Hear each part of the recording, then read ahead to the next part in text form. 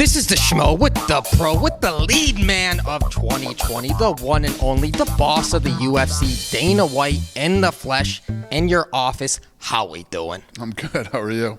The Schmo can't complain, can't close out 2020 without interviewing you. Thank you. Appreciate that. Let's get into business. January 20th, Khamzat Chimaev, he's out. Leon Edwards, he still wants to fight. Will he still be headlining the fight on January 20th? He won't. What we're doing is we're going to push that fight back.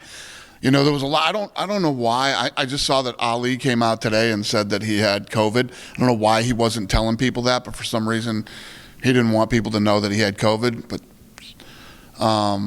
the doctor told him when he went back to the gym, I guess he was having problems with his lungs, Khamzat was, so they told him to take some more time off and not start training till like, you know, early January. So we're going to push that fight back, and we are going to do Magny versus Chiesa. Pumps up from the co-main event to the main event. Yeah, both of those guys, you know, finally these guys get a headline spot and a big fight, and they both deserve it. And that should be a fun one stylistically.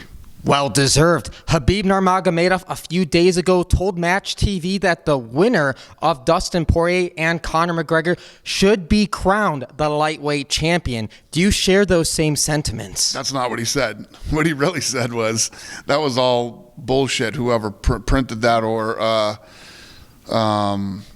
you know, whoever was the what's the word I'm looking for? The Translator. Thank you. Which is always an issue with guys, you know, translators. We've had them in the UFC too. But what he said was they should be the number one contender. Yes. Is what he said. And obviously I'm going to meet with him with Khabib when I get into Abu Dhabi, and I go next week.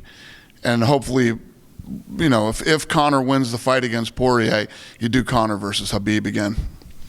There's the clarity there, because the Schmo was going to ask you, what do you do with Charles do Bronx Oliveira, and what do you do with Justin Gaethje? Where do they fit in for that title picture? But you think the winner of this fight, and if it's McGregor, it's Khabib versus McGregor. Yeah, Khabib versus McGregor. It's a big fight. It's the rematch to make, you know, but there's a lot of ifs. If Khabib still wants to fight, if Conor beats Poirier, and if I can get Khabib to accept that fight. Maybe he wants to fight somebody else. He doesn't want to fight Conor, so we'll see.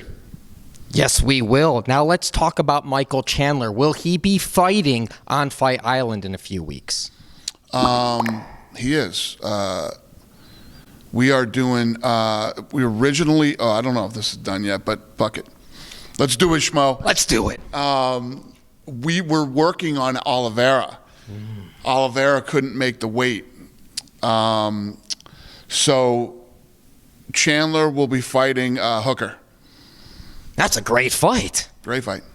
Excellent. Now let's talk about the heavyweights. If we do Stipe Miocic and Francis Ngannou too, presumably sometime in the spring, does that mean we're going to have to wait to the end of 2021 to see Jon Jones compete again inside the octagon? Yeah, because that fight's going to happen for sure. And I don't know where Jon plays into this thing, but I had just said a few weeks ago, Jon and I had probably the best conversation we've ever had, and his head's in a good place. He's excited to come back. He's ready to fight again. So we're really in for a fun 2021. It's gonna be fun next year. Yes, we are. Can we confirm that March 6th, UFC 259, it's going to be Jan Blachowicz against Israel Adesanya for the light heavyweight strap? I don't know if we have that done yet either, but yeah, that's what we're working on. That's what we're working on. Excellent. We've been teased throughout the years about a Nick Diaz comeback. It's been a crazy 2020. Do you think I have never teased you? Not you, but I have never ever teased you. You've never teased about it, but never. Do you think you'll ever compete in the UFC again? I just everything that I see from Nick Diaz doesn't look like Nick Diaz wants to or is ready to compete. You know, in this sport. This sport, even like Jon Jones, as good as Jon Jones is, you know, you have to be 100% mentally, physically, and emotionally ready to train, be ready for this and fight. And I just don't think, I don't know, I don't think anybody should want to see Nick Diaz fight. Nick Diaz has been in a lot of wars. He's accomplished a lot of great things in his career. He's made a lot of money. He's obviously super famous. He's gotten everything you could hope to get out of fighting. I just don't know why. When I see his Instagram, and why he would want to come back. If Thug Rose does not end up fighting Weili Zhang for the Strawweight Championship, do we run back the fight of the year? Joanna Jędrzejczyk, Weili Zhang 2. Well, I think what we were looking at, obviously the fight to make is Rose. So hopefully we can get that fight done. If not, the next in line would probably be Carla Esparza, would be the next one in line for that fight. Who is Dana White's most impressive fighter of 2020? It's tough. Everybody knows I love Hamzat. What he did in 2020 was unbelievable. I love Kevin Holland. 5-0 in 2020. Off the top of my head right now, those are the two. Who can argue with that? What's been the biggest hurdle to get the announcement for The Ultimate Fighter? What the hurdle? The hurdle. The hurdle is this COVID, the lockdown, the COVID. So we're looking, probably start filming this summer. Okay, this summer. We're going to have to wait for that. Yeah. So Colby Covington, he's talked about fighting Jorge Masvidal. He's teased that. Now he's gone on record saying Jorge Masvidal doesn't like the fight stylistically. Boss man, do you want to see that fight? Does it make sense? Masvidal versus Colby Covington. We haven't heard Jorge's side of the story. I don't think Masvidal said I don't like that fight stylistically. We're working on that fight. That's the fight we want to, and hopefully we'll get that done this year too. I'm telling you, we got nothing but big fights all this year, so hopefully we can get a couple of these key ones buttoned up and done and start looking forward to them.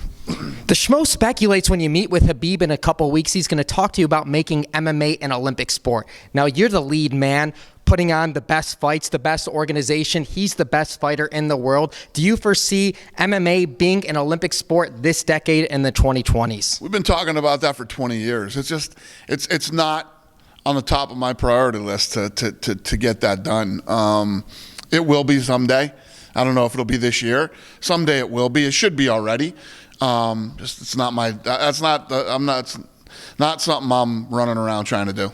What's more likely to happen first? We get some rankings for the UFC's female featherweight division, or we create a 105-pound female division?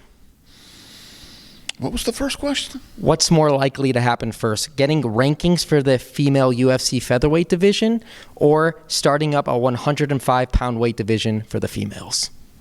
Yeah, I don't know. Off the top of my head right now, I would love to do a 105-pound division. And I've kicked it around and talked about it and thought about it. So we'll see. All right, the Schmo's done drilling you. This is the great way to close out 2020. We cannot wait for Fight Island. The Schmo got his first round of COVID testing. Can we get a final message to all the fight fans out there worldwide from the boss man, Dana White? About what?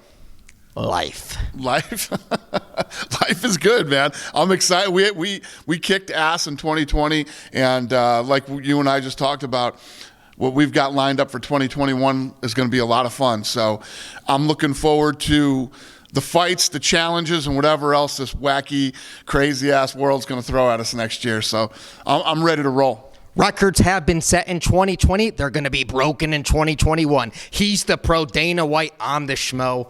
We're out.